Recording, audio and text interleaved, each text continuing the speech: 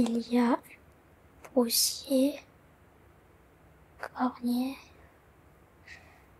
minotier, éventailliste.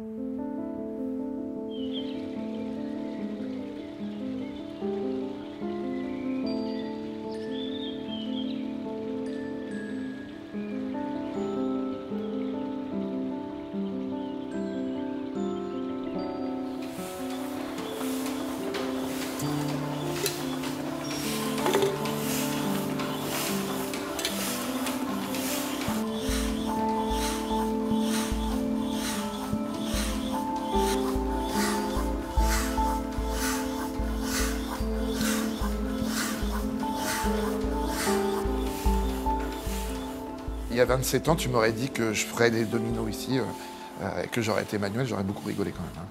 Parce que je suis du genre à planter un clou dans un mur, à faire le trou dans le mur, mais pas planter le clou. C'était une totale découverte en fait. Je connaissais pas ce métier, la tabletterie, j'en avais jamais entendu parler, ou très peu quoi.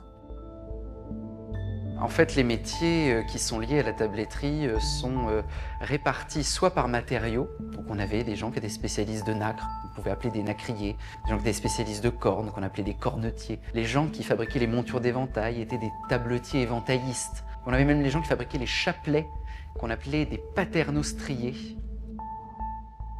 Au cours du 19e siècle, les tabletiers sont devenus presque plus importants que les agriculteurs. On estime jusqu'à 10 000 personnes, en tout cas qui aient pu travailler dans ce domaine-là, femmes et hommes, et enfants sur une géographie qui est à peu près de 50 km aux alentours de Méru.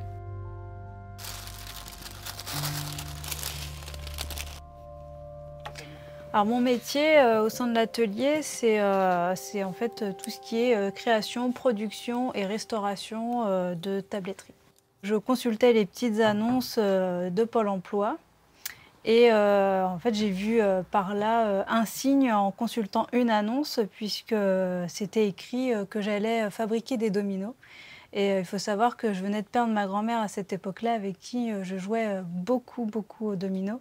Donc voilà, je me suis dit, ça peut être qu'un signe. Puis une semaine après, j'ai commencé l'aventure au sein du musée. Si vous savez qu'il y a 28 pièces dans un jeu, il y a 28 étapes de fabrication. J'ai pas de repère, c'est vraiment fait à l'œil. En fait, le point le plus difficile à faire, c'est le 5, 3 et As. Et donc on peut comprendre que selon la fatigue, bah, tu peux très bien avoir des excentrations sur le 5, 3 et As. Donc quelquefois, oui, bah, y a le 6 ou le 3 qui n'est pas forcément bien centré, qui fait le charme du jeu aussi. Hein. Quand je remue le pot avec l'alcool à brûler et puis le noir de fumée et la gomme laque, ça me rappelle les parfums de l'enfance. Alors moucheter, c'est noircir les trous. Et on fait toujours référence à la mouche. C'est ce faux grain de beauté qu'à l'époque des rois et des reines se collait sur le visage pour donner un petit peu plus de charme.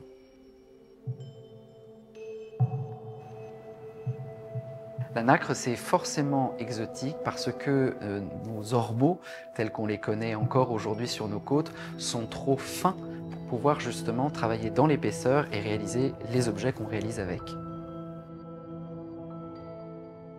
J'ai la possibilité de travailler plusieurs matières, mais la nacre m'inspire plus que les autres. J'aime beaucoup sa complexité. Elle est à la fois dure, elle est fragile, elle casse, mais elle reste quand même assez solide. Et en fait, il y a tellement de choses à explorer encore avec cette matière.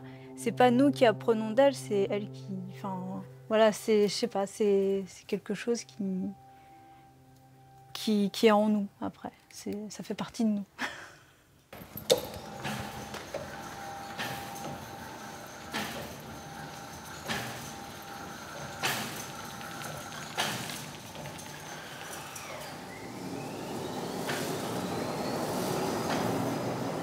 Aujourd'hui, on le voit bien, les étudiants dans le domaine des métiers d'art ou du design d'objets s'intéressent de plus en plus à la manière de faire les objets au sens large, et donc des gens qui vont être dans des parcours d'orfèvrerie, de joaillerie, de bijouterie vont être aussi intéressés par ces matériaux comme une forme d'ouverture d'esprit, et c'est bien cela l'enjeu qu'on a aujourd'hui.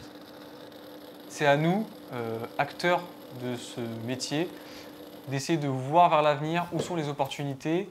Par exemple, si je prends le bouton, ça peut passer par la collaboration avec de jeunes créateurs ou des maisons de couture. C'est à la tabletterie de s'adapter aux habitudes pour pouvoir vraiment avoir un regard vers l'avenir. C'est important de ne pas rater le coche et de rentrer vraiment dans cette dynamique et d'adapter notre métier à ces nouvelles pratiques. Non, je vérifiais s'il avait bien fait son travail, Robin. Bon, il y a des choses à améliorer quand même. Non, Oui, je j'imagine, plaisante. j'imagine. Je te taquine, Robin. Non, c'est parfait. Merci en tout cas.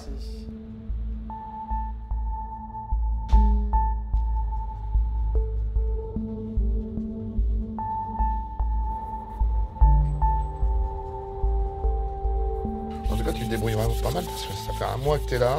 Tu reprends un travail que c'est pas toi qui as commencé et tu t'en sors bien mieux que moi. Bah, merci Fabrice. Bah non, c'est normal, c'est la vérité.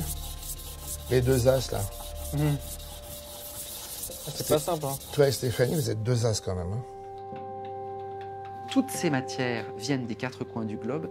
L'objectif, c'est de montrer cette forme d'universalité de la matière et de voir comment est-ce que l'homme, de manière générale, s'en est saisi durant le temps pour montrer qu'une aiguille à chat servant à enfiler un fil, elle n'a pas bougé dans sa typologie depuis 20 000 ans. Aujourd'hui, elle est en métal, alors qu'à l'origine, elle était en os ou en ivoire.